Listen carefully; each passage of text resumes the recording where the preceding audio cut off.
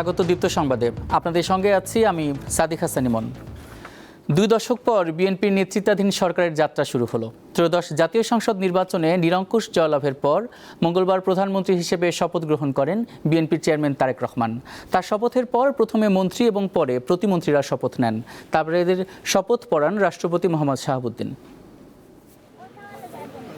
26-এর জাতীয় সংসদ নির্বাচনে নিরঙ্কুশ বিজয়ের পর ক্ষমতার কেন্দ্রবিন্দুতে রাজস্বিক প্রত্যাবর্তন। মঙ্গলবার আনুষ্ঠানিক শপথ গ্রহণ করতে জাতীয় সংসদ ভবনের দক্ষিণ প্লাজায় দৃঢ় পায়ে স্ত্রীকে নিয়ে মঞ্চে ওঠেন বিএনপি চেয়ারম্যান তারেক রহমান। লক্ষ্য নতুন বাংলাদেশ গড়া।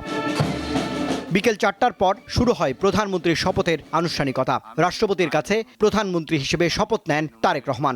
সরকারের প্রধানমন্ত্রী পদের কর্তব্য বিশ্বস্ততার সহিত পালন করিব। শপথ গ্রহণের পর স্বাক্ষর করেন নতুন প্রধানমন্ত্রী। শপথ অনুষ্ঠান শেষে রাষ্ট্রপতি মোহাম্মদ শাহাবুদ্দিনের সঙ্গে করমর্দনও করেছেন নতুন প্রধানমন্ত্রী। 2 দশক পর জয় পেয়ে সরকার গঠন করেছে বিএনপি। পরে 2 দফায় শপথ নিয়েছেন নতুন মন্ত্রিসভার 25 জন পূর্ণমন্ত্রী ও 24 জন প্রতিমন্ত্রী। শপথের আয়োজনে যোগ দেন বিশ্বের নানা দেশের শীর্ষ রাজনীতিক ও নেতারা। গত বৃহস্পতিবার অনুষ্ঠিত জাতীয় সংসদ নির্বাচনে বিএনপি 209টি আসনে জয়ী হয়। বিএনপি জোটের শরিকরা 3টি আসন পেয়েছে। ত্রয়োদশ জাতীয় সংসদ নির্বাচনে ভূমিধস বিজয়। এরপর দেশের 11তম প্রধানমন্ত্রীর দায়িত্ব তাঁর কাঁধে। ছিলেন 17 বছর নির্বাসনে। আগামীর বাংলাদেশ অপেক্ষা করছে তারেক রহমানের নেতৃত্বের। তার 50 সদস্যের মন্ত্রিসভা সেই দায়িত্ব পালন করবেন এবং দেশকে এগিয়ে নেবেন, এমন প্রত্যাশাই তো করছে দেশের আপামর জনতা। রুবায়েত হাসান, দীপ্ত সংবাদ, জাতীয় সংসদ ভবন, ঢাকা। প্রধানমন্ত্রী হিসেবে শপথ নেওয়ার পর প্রথম কার্যদিবসে সাভারে জাতীয় স্মৃতিসৌধে শ্রদ্ধা জানাবেন তারেক রহমান। এ সময় তার সঙ্গে থাকবেন মন্ত্রিসভার সদস্যরা। এ বিষয়ে জানাতে স্মৃতিসৌধ এলাকা থেকে যুক্ত আছেন সহকর্মী এম এ হালিম। হালিম, প্রধানমন্ত্রী তারেক রহমানের আগমন ঘিরে সার্বিক নিরাপত্তা পরিস্থিতি কেমন দেখছেন, আর সেখানে নেতাকর্মী বা সাধারণ জনগণই বা কেমন উচ্ছ্বাস প্রকাশ করছেন? হ্যাঁ ইমন, আমি এই মুহূর্তে রয়েছি জাতীয় স্মৃতিসৌধের সামনে। যদি আপনাকে বলি যে এখানে নিরাপত্তার যে বিষয়টি আপনি বলছিলেন, এখানে কিন্তু আমরা দেখতে পেয়েছি গত কয়েকদিন যাবতই ঢাকা জেলা পুলিশের পক্ষ থেকে যে নিরাপত্তার বিষয়টি তারা সর্বোচ্চ গুরুত্ব দিয়েছে। সেই হিসেবে গতকালকে বিকালে কিন্তু আমরা দেখতে পেয়েছি এখানে পুলিশের পক্ষ থেকে একটি ব্রিফিং করা হয়েছে এবং এখানে ঢাকা জেলা পুলিশ যেমনটি বলছেন যে এখানে প্রায় 3000-এর উপরে আইন শৃঙ্খলা বাহিনীর সদস্যরা রয়েছে। তো এই মুহূর্তে আমরা যদি একটু আপনাকে দেখাই, এই মূল ফটকের সামনে ঢাকা জেলা পুলিশের যারা সদস্য, সেই সাথে যারা বিভিন্ন স্থান থেকে এখানে আসছেন সেই পুলিশ সদস্যরা রয়েছে এবং ভিতরে কিন্তু একেবারেই নিরাপত্তার চাদরে ঢেকে দেওয়া হচ্ছে। আপনি জানেন যে এখানে প্রায় কিন্তু এখানে প্রধানমন্ত্রী এবং মন্ত্রিসভার সদস্যরা তারা আসবে, সেই হিসেবে কিন্তু আগে ভাগে কিন্তু এখানে প্রস্তুতির বিষয়টা রয়েছে। এবং আমরা দেখতে পেয়েছি এখানে যে স্থানীয় নেতাকর্মীর মধ্যে একটু আগে যিনি এই ঢাকা 19-এর সংসদ সদস্য তিনি আসছেন এবং একটু একটি করে গাড়ি, যেটি পতাকাবাহী গাড়ি, সেগুলো কিন্তু এখানে প্রবেশ শুরু করেছে। এবং এখানে আপনি জানেন যে এখানে আসবে সে উপলক্ষে কিন্তু গণপূর্ত অধিদপ্তরের পক্ষ থেকে বেশ কয়েকদিন যাবত কিন্তু জাতীয় স্মৃতিসৌধের ধোয়া মোছা থেকে শুরু করে সবকিছু পরিষ্কার পরিচ্ছন্ন করেছে এবং আমরা দেখতে পেয়েছি এখানে নতুন নতুন ফুলের চারা সেগুলো লাগানো হয়েছে।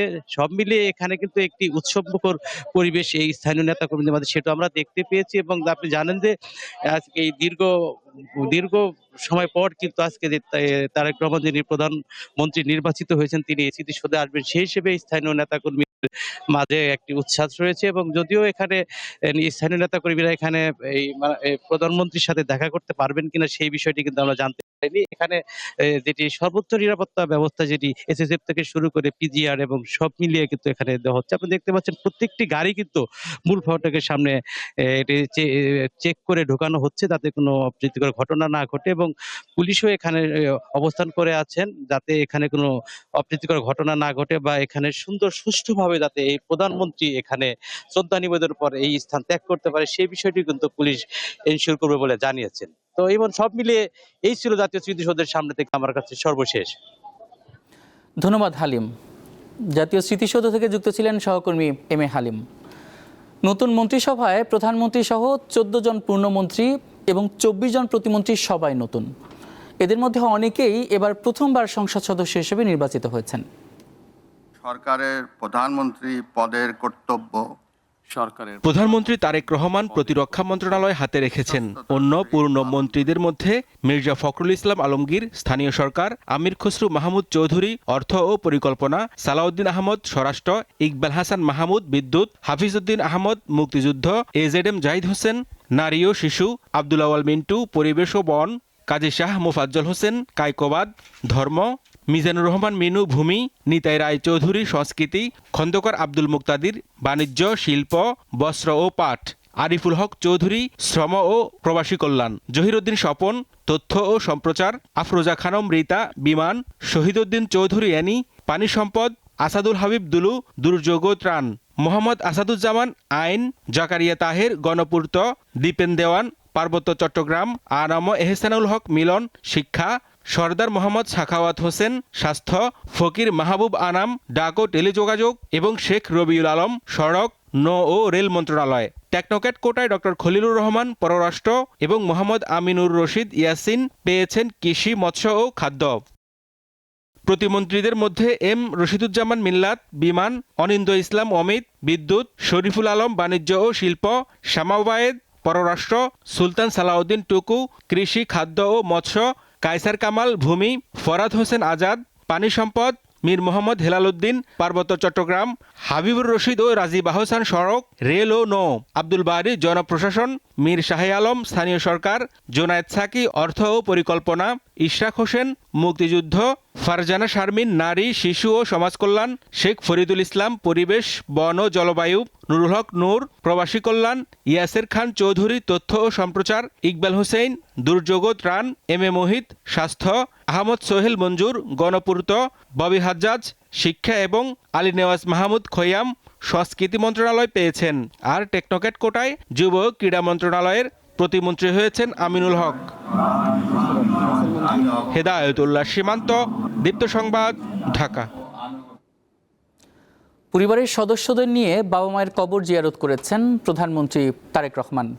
মঙ্গলবার রাতে রাজধানীর শেরে বাংলা নগরে বাবার সাবেক রাষ্ট্রপতি জিয়াউর রহমান এবং মা সাবেক প্রধানমন্ত্রী খালেদা জিয়ার কবর জিয়ারত করেন তিনি। পরে বাবা মায়ের রুহের মাগফিরাত কামনায় দোয়া ও মোনাজাতে অংশগ্রহণ করেন তারেক রহমান। এর আগে বিকেলে সংসদ ভবনের দক্ষিণ প্লাজায় আয়োজিত শপথ গ্রহণ অনুষ্ঠানে প্রধানমন্ত্রী হিসেবে শপথ নেন বিএনপির চেয়ারম্যান তারেক রহমান। একই আয়োজনে মন্ত্রী ও প্রতিমন্ত্রী হিসেবে 49 জন শপথ নেন। রাষ্ট্রপতি মোহাম্মদ শাহাবুদ্দিন সবাইকে শপথ পাঠ করেন। হিজরি 1447 সনের পবিত্র রমজান মাসের চাঁদ দেখা এবং এ বিষয়ে সিদ্ধান্ত গ্রহণের লক্ষ্যে সন্ধ্যায় বৈঠকে বসবেন জাতীয় চাঁদ দেখা কমিটির সদস্যরা। এক বিজ্ঞপ্তিতে জানানো হয়, বায়তুল মোকাররম জাতীয় মসজিদে ইসলামিক ফাউন্ডেশনের সভাকক্ষে বাদ মাগরিব এই সভা অনুষ্ঠিত হবে। এতে সভাপতিত্ব করতে পারেন ধর্মমন্ত্রী। বিজ্ঞপ্তিতে বাংলাদেশের আকাশে কোথাও পবিত্র রমজানের চাঁদ দেখা গেলে তার সংশ্লিষ্ট জেলা প্রশাসক বা উপজেলা নির্বাহী কর্মকর্তাকে জানানোর জন্য অনুরোধ জানিয়েছে ইসলামিক ফাউন্ডেশন। চাঁদ দেখা সাপেক্ষে আগামীকাল থেকে দেশে রোজা শুরু হতে পারে।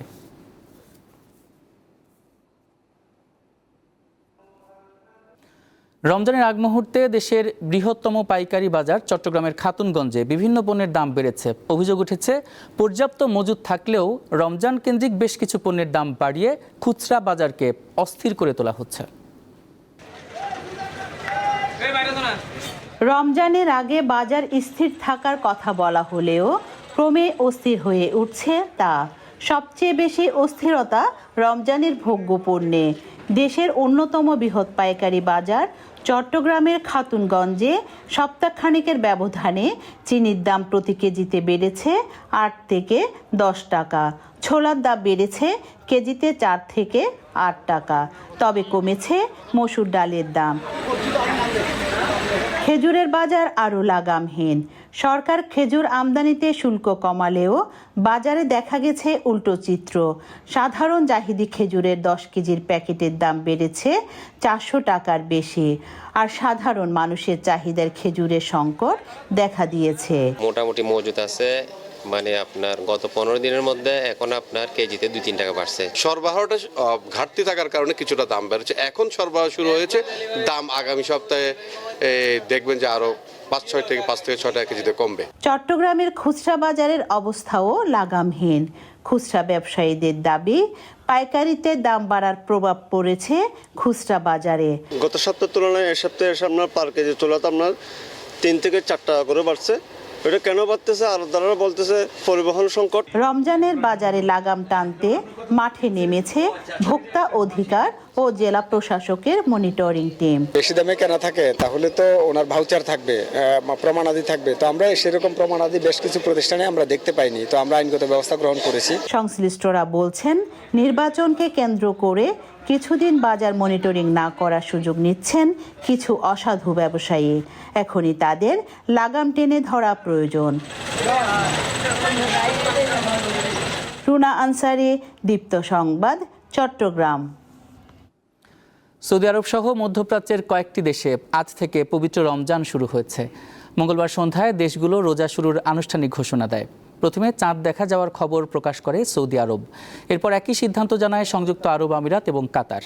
তবে মঙ্গলবার রমজানের চাঁদ দেখা না যাওয়ায় বৃহস্পতিবার থেকে প্রথম রোজা শুরুর ঘোষণা দিয়েছে অন্তত 8টি দেশ। এই দেশগুলোর মধ্যে রয়েছে ওমান, ইন্দোনেশিয়া, তুরস্ক, মালয়েশিয়া, সিঙ্গাপুর, ব্রুনেই, ফিলিপিন্স ও জাপান। এসব দেশের ধর্মীয় কর্তৃপক্ষ জানিয়েছে, মঙ্গলবার সন্ধ্যায় কোথাও নতুন চাঁদ দৃশ্যমান না হওয়ায় শাবান মাস 30 দিন পূর্ণ করে বৃহস্পতিবার থেকে রমজান শুরু হবে। এদিকে আজ সন্ধ্যায় রমজান শুরুর তারিখ ঘোষণা করবে ভারত ও পাকিস্তান।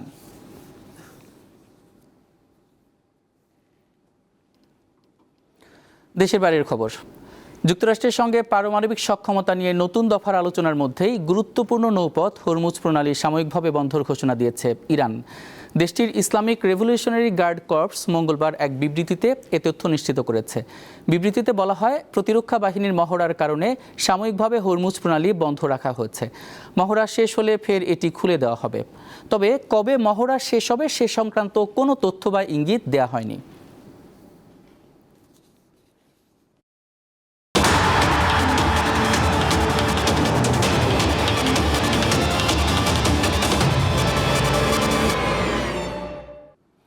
জাতীয় ফুটবল দলের সাবেক অধিনায়ক আমিনুল হক যুব ও ক্রীড়া প্রতিমন্ত্রীর দায়িত্ব পেয়েছেন। ক্রীড়া প্রতিমন্ত্রীর দায়িত্ব নেবার পর প্রাথমিক কিছু পরিকল্পনা এবং লক্ষ্যের কথা জানিয়েছেন তিনি। অবকাঠামো নয়, খেলোয়াড়দের অগ্রাধিকার দেবেন আমিনুল হক। আমরা নতুন করে স্পোর্টসের মাধ্যমে আমরা বাংলাদেশের বিভিন্ন প্রত্যন্ত অঞ্চলে আনাচে কানাচে যে প্রতিভাবান খেলোয়াড়রা রয়েছে তাদেরকে অন্বেষণ করে আমরা আমাদের যে বিকেএসপি গুলো রয়েছে সেই বিকেএসপি গুলোতে বা আমাদের আরো অন্যান্য বিভাগীয় শহরে বিকেএসপি তৈরির যে আমাদের শাখার যে পরিকল্পনা রয়েছে সেখানে আমরা রাষ্ট্রীয়ভাবে সরকারিভাবে সেই সকল প্রতিভাবান খেলোয়াড়দেরকে আমরা বিনামূল্যে তাদের পড়াশোনা এবং খেলাধুলার সকল দায় দায়িত্ব গ্রহণ করব। এই ছিল এখনকার মতো। এরপর বেলা 12টায় দীপ্ত সংবাদ দেখার আমন্ত্রণ রইল। এছাড়া তথ্য বিনোদনের আরও খবর পেতে যুক্ত থাকুন দীপ্ত টিভির ডিজিটাল প্ল্যাটফর্মগুলোতে। এতক্ষণ সাথে থাকার জন্য অসংখ্য ধন্যবাদ।